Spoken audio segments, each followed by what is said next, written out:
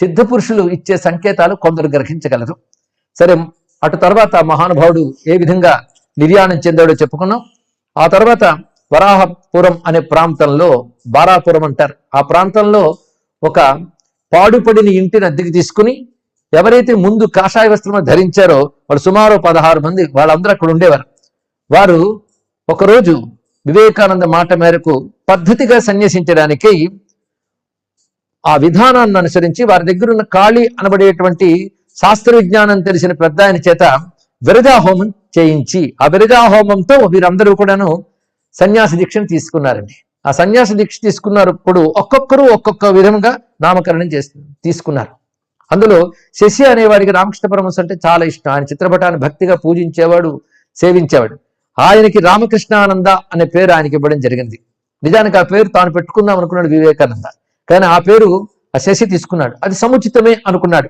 అప్పుడు నరేంద్రుడికి వచ్చిన దీక్షానామం ఏమిటంటే సన్యాసనామం వివిదిషానంద. వివిదిషానంద, ఇది వివిదిష, విద్వాంసుడు వివిదిష. వివిదిష అంటే తెలుసుకోవాలని తాపత్రయపడేవాడు ఎవడో వాడు వివిదిష అంటారు. వివిదిషానంద, వివిదిష సన్యాసం, విద్వత్ సన్యాసం రెండు ఉంటాయి. కానీ నిజానికి విద్వాంసుడే కానీ వినయంతో పెట్టుకున్న పేరే వివిదిషానంద. ఇది ఆయన పేరు.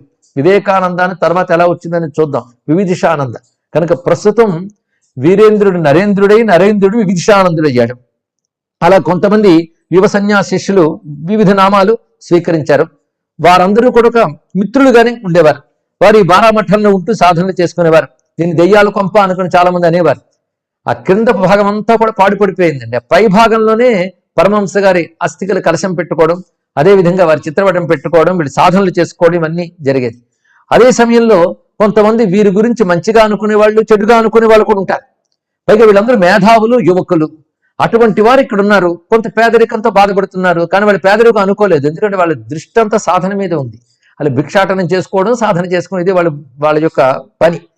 అయితే ఆ సమయంలో కొందరు క్రైస్తవ మిషనరీలు వీళ్ళ దగ్గరికి వచ్చి వీళ్ళని మతం మారమని కోరుకున్నారు. అంటే మొదటి నుంచి ఇలాంటి గొడవ వాళ్ళకి అలవాటే అనమాట. మతం మారండి అని చెప్తే, పైగా అన్ని మతాల కంటే మా మతమే గొప్పది, మావాడు గొప్పవాడు అంటే వాళ్ళ గ్రంథము, వాళ్ళు దేవుడు అనుకుంటున్న వ్యక్తి యొక్క సందేశాలు చెప్తే స్వామి వివేకానంద వాళ్ళతో, మీకు ఆ పుస్తకాలు నీకు మిగిలిన విషయాలు తెలియవేమో, నేను చెప్తాను అంటే వాళ్ళు మరికొన్ని చెప్పండి. చెప్పి ఇవన్నీ మంచి సిద్ధాంతాలే కావచ్చు, క్రీస్తు కూడా పరమ పూజ్యుడు, ఒప్పుకుంటాం.